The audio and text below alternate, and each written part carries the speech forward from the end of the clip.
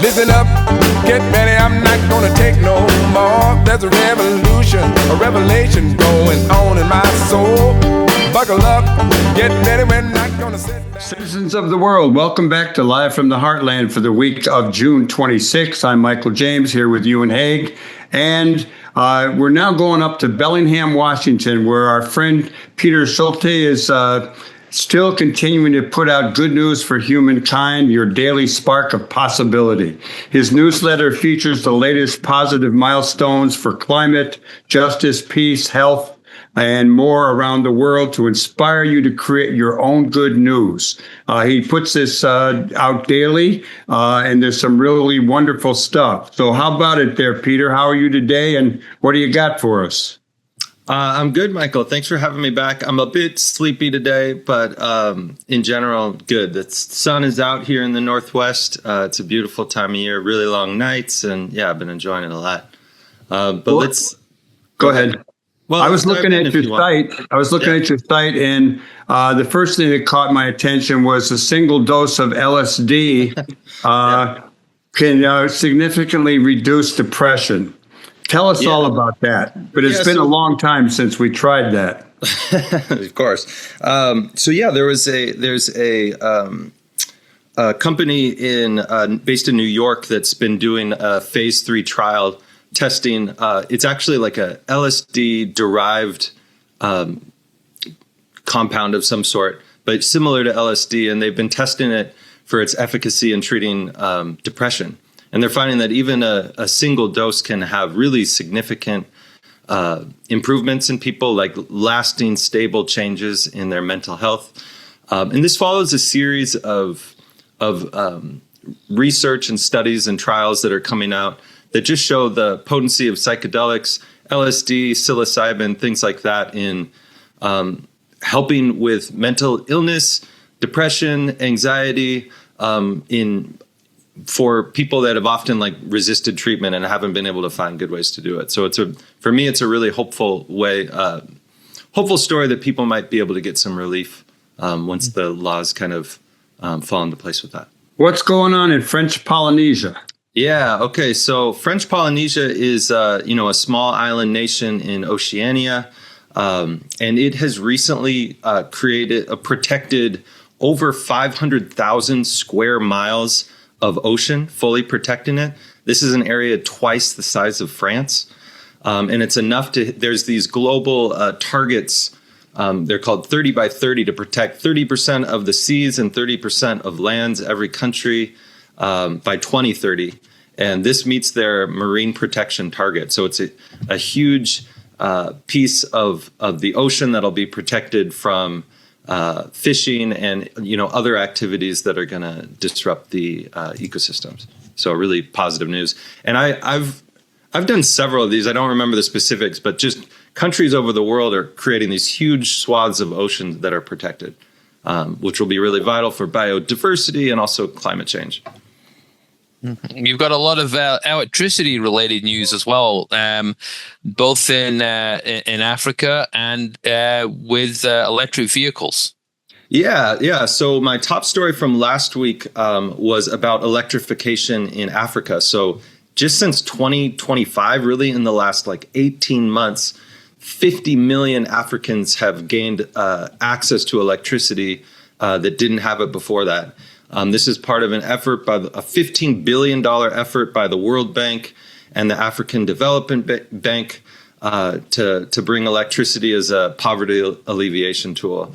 So in Tanzania alone, now electrification is happening 5 times as fast as it was, not too long ago. So that's another really hopeful mark. I'm reminded, I think that Lenin, back when I was reading that kind of material, he talks about electrification and how it can change the world. And clearly it does.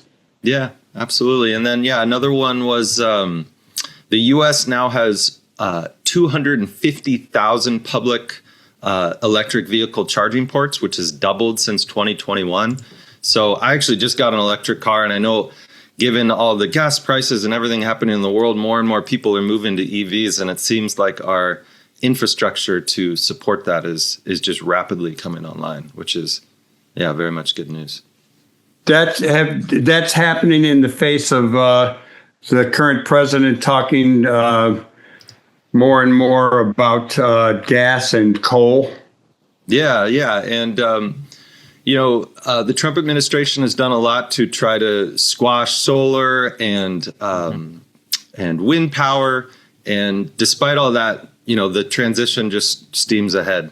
It makes economic sense for people. It makes sense for the environment. And there's not much he can do to slow it down, it appears. Yeah. I was actually reading in the newspaper in the New York Times this week about in California, they're putting solar panels over irrigation canals.